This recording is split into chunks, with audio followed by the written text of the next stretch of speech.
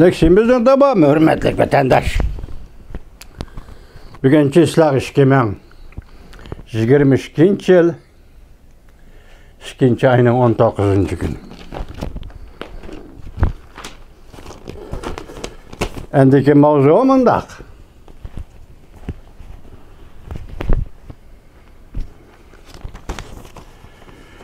Rusya matbuatları Ukrayna 24 saat içinde Rusya İsrail'e 100 tane minamit oku attı dep görsetti mavzulu haber. 2. ayının 18. gün Venvitor biti ilan kılındı haber. Mındak başladı. Rusya matbuatları yakında haberde mındak görsetti. Ukrayna hükümet armiyası ötken 24 saat içinde Ukrayna'nın şarkıdaki İsrail'e yani Donetski Halk Cumhuriyeti'ne 100 tane minamit oku attı. Avrupa Bexatarlik ve Hemkarlık Teşkilatı'nın statistikasiga asaslanganda 2. ayının 18. günden başlap 24 saat içinde Donetsk rayonunda 222 qatam ot tutuşqa qarşı turuş kelişimiga xiloflik qilgan vaqalar yuz berdi. Lugansk rayonida 654 qatam vaqa yuz berdi.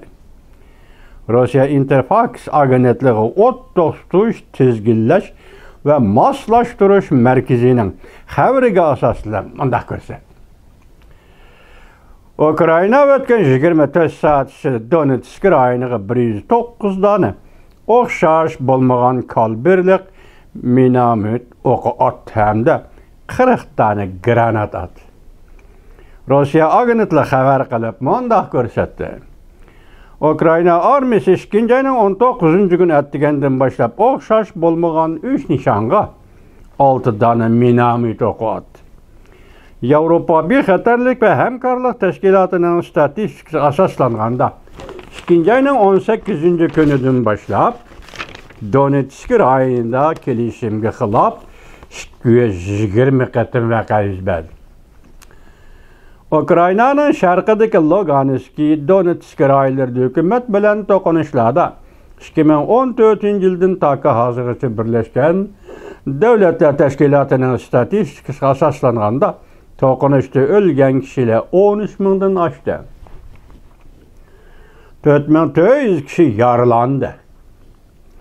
2015 yılı 2. ay tuzilgan Minsk kelishimida Ukrayna hükümeti bilan o'zining mustaqilligini e'lon qilgan Donetsk, Lugansk rayonlarida ot tutib askar chekindirish belgilangan, lekin hozirgacha ahvol yaxshi bo'lmadi. Rusya, Ukrayna iki xil kuch hali ham bu rayonlarda huquq talashmoqda.